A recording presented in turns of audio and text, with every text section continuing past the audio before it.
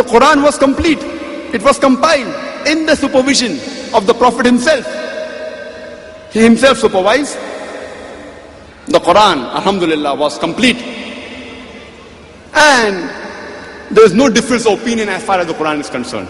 But the Prophet did not encourage to write down the hadiths, his sayings, lest it would get mixed up. Later on, after his death, when people started saying things in the name of the Prophet which he did not say, then the people thought, fine, now we should check up whether did the Prophet say this or not. So the compilation of the hadith started after the death of the Prophet. And during the time of these great Aimmas, Imam Abu Hanifa, Imam Malik, Imam Shafi, Imam Ahmad bin Hanbal, may Allah's mercy be on all of them, it was yet continuing. It wasn't completed. Later on, Imam Bukhari came, then Imam Muslim came, Abu Dawud, Tirmidhi, and then later on, after the demise of the four great Aimmas, the process was more formulated. So therefore, based on whatever was the knowledge they had, they gave the opinion. Somebody will ask me, Brother Zakir, do you think you're more intelligent than Abu Hanifa? Brother Zakir, do you think you're more intelligent than Imam Shafi? May Allah's mercy be on both of them. I said no. Nothing. Compared to them, they are nothing. They were far closer to the Prophet.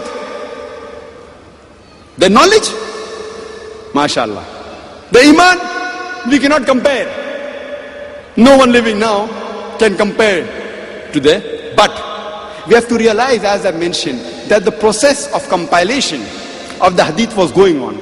So all the four Aimma said, no Muslim can say that he knows all the Sahih hadith. So because today is the age of science and technology.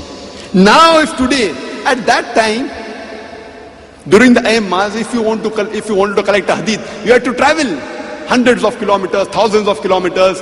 You had to write down. There was no Xerox machine. Today, Xerox is there, fax is there, email is there. From this end of the world to America, you can fax. You can send my email. Within seconds, it reaches there. That time, science and technology had not advanced. Today, if you want all the Sahih hadith, you can have on a disk. The complete Bukhari you can have on a disk. Bukhari, Muslim, in IRF, 1 million hadith on one disk. Classified, Sahih, Zaif, Mawdu. So today, because of science and technology advanced, the access for us to the hadith is much more easier as compared to these great scholars. For example, today, if a student who passes BSc, Bachelor of Science, in terms of scientific knowledge, he may have more knowledge than Isaac Newton. Isaac Newton happens to be the best scientist of humanity. You know, Isaac Newton, number one. Michael H. Hart, when he wrote a book, the 100 most influential men in history, he places our beloved Prophet Muhammad Sallallahu Alaihi Wasallam number one. Number two, Isaac Newton. But if someone comes and asks me, suppose your son has passed his BSc, or if you have passed your BSc, if someone tells, are you more intelligent than Isaac Newton? See, you may know many things which Isaac Newton did not know. But in terms of science and technology, what brain Isaac Newton had, even the Nobel Prize winner of science doesn't have. Isaac Newton had an intelligent brain. Depending upon the limited resources he had, the amount of advances he made in science is phenomenal. Therefore, he's called one of the best scientists of humankind. But today, a person who has passed BSc, overall, may have more knowledge than Isaac Newton. He knows all the laws of Newton. He even has corrected the mistake of Newton. He has not corrected. By the time other scientists have come, they have corrected the mistakes of Newton. So a person who has passed BSc overall may have more access to scientific knowledge than Isaac Newton. But that does not make him a greater scientist than Isaac Newton.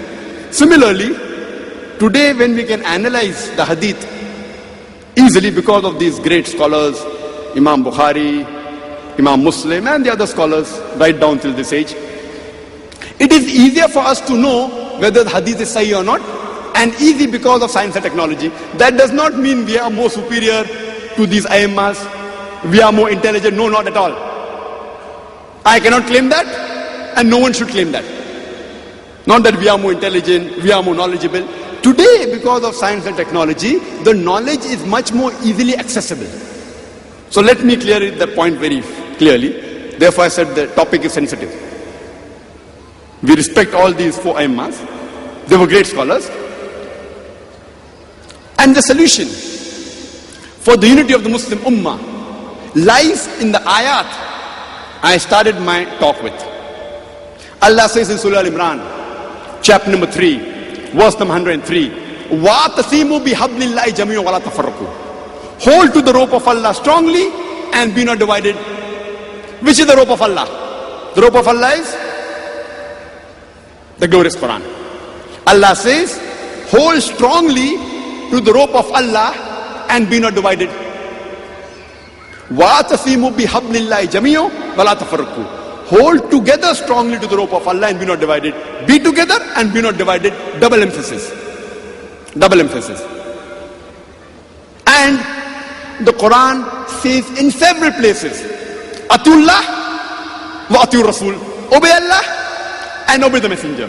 Allah gives these commandments to the Muslims in several places, in no less than 20. In more than 20 verses of the Quran, the Allah says, Atullah wa atur Rasul. In Surah Al-Imran, chapter number 3, verse number 32. In Surah Al-Imran, chapter number 3, verse number 132. In Surah Nisa, chapter number 4, verse number 13. In Surah Nisa, chapter number 4, verse number 59. In Surah Nisa, chapter number 4, verse number 69. In Surah Nisa, chapter number 4, verse number 80. In Surah Ma'idah, chapter number 5, verse number 92. In Surah Anfal, chapter number 8, verse number 1. In Surah Anfal, chapter number 8, verse number 20. In Surah Anfal, chapter number 8, verse number 46. In Surah Tawbah, chapter number 9, verse number 71. In Surah Nur, chapter number 24, verse number 47. In Surah Nur, chapter number 24, verse number 52. In Surah Nur, chapter number 24, verse number 54. In Surah Ahzab, chapter number 33, verse number 31. In Surah Ahzab, chapter 33, verse number 33. In Surah Muhammad, chapter number 47, verse number 33. In Surah Fatah, chapter number 48, verse number 17. In Surah Hujurat, chapter number 49, verse number 14. In Surah Mujadala, chapter number 58, verse number 13. In Surah Taghabun, chapter number 64, verse number 12. In more than 20 verses of the Quran, Allah says, Atiullah wa atur Rasul. Obey Allah and obey the Messenger. The rope of Allah is the glorious Quran and the authentic hadith of Prophet Muhammad sallallahu alaihi wasallam. Allah tells us clearly, hold together fast to the rope of Allah and be not divided. To the Quran and the Sahih hadith.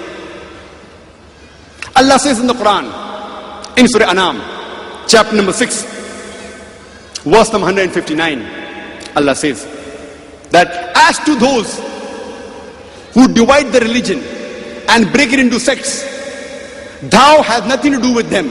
Telling the Prophet, thou hast nothing to do with them. Their affairs is with Allah. All their affairs is with Allah subhanahu wa ta'ala. And Allah will tell them what is the truth. Allah tells the Prophet, as to those who divide the religion and break it into sects, O Prophet, thou hast nothing to do with them. All their affairs is with Allah. And Allah will tell them what is the truth. That means making sects in the religion of Islam is haram. It is prohibited. And this has been mentioned in several places in the Quran. Allah repeats this message in Surah Rum, chapter number 30, verse number 31 and 32. It says that be not like those who associate partners with Allah, and like those who divide the religion and make it into mere sects, and each one rejoicing that they are on the truth. Allah says in Surah Rum, chapter 30, verse 31 and 32, that be not like those who associate partners with Allah subhanahu wa ta'ala, and like those